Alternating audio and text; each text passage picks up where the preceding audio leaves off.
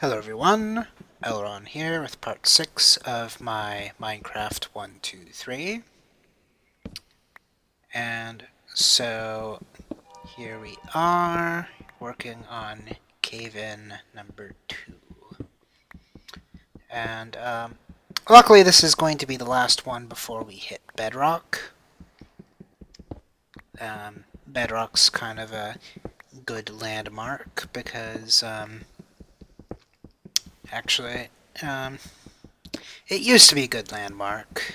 Um, because the diamond finding methods I subscribed to back when I first started playing Minecraft all were talking about how many blocks above the top bedrock layer you needed to go to get to like the ideal depth of finding diamonds. But then, of course, I find a article that talks about just using the um, the Y value found using F3, because F3 gives you statistics like your memory usage and your XYZ location and the game seed and all kinds of cool stuff. I'll I'll mention it again when I actually pull up that menu. But yeah, it's kind of sad. I go and count the bedrock layers to figure out which layer is the top layer of bedrock, because there's actually 5 whole layers of bedrock because they kind of have it irregularly formed. So the edge of the world that is impassable is actually a 5 layered thing. And technically speaking, you could get down to the bottom of those 5 layers, but only if higher bedrock is not in the way, because the idea is bedrock can never be mined even with a diamond pickaxe. So you would literally just be sitting there and hatching away at it forever if you were to try to do that without any form of mod or hack. And frankly, you don't want to hack the bedrock into being um, destroyable, because that has led to some pretty bad horror stories that I have read about at some point years ago. You know, the kind of stuff where, you automatically die and have some spawning issues afterwards, the kind of stuff that happens when you take your little hacks a little too far. Looks like I'm going to be adventurous and come down the rabbit hole and see what the deal is. At least we're at one side of the extreme to start with. And I hear zombies, so we gotta be careful about that. And it's like, okay. Yeah, I don't want to have anything to do with this, so I'm gonna just keep going back the way I came. Because one rabbit hole leading to another is not the most fun at this stage. Right now, if we were to die, we would be completely lost and wouldn't be able to find this corpse. So, better to be a little more prepared for that situation.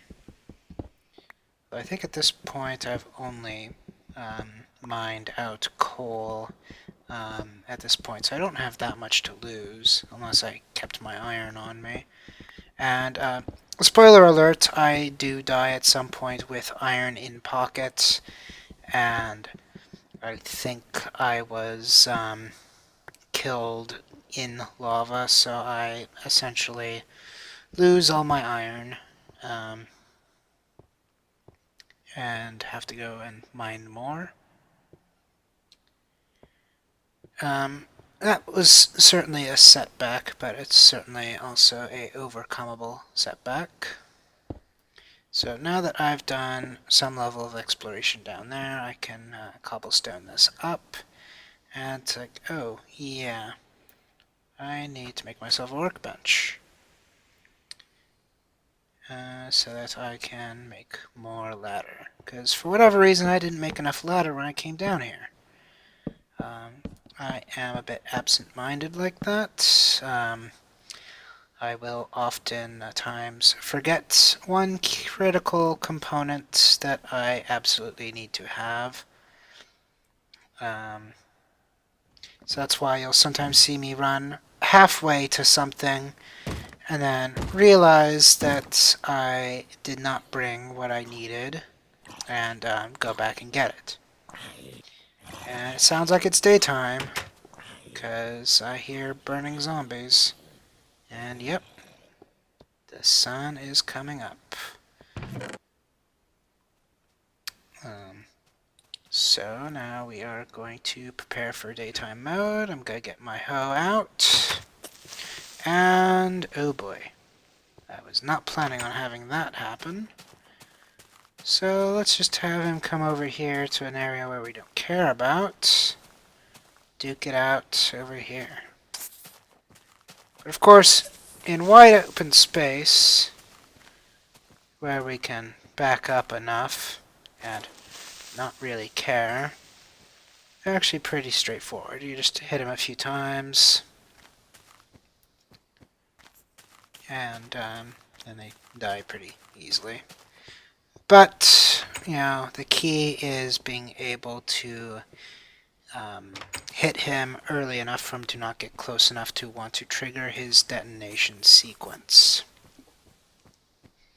And as usual, our sugar's looking great, and our wheat's still a bit lackluster.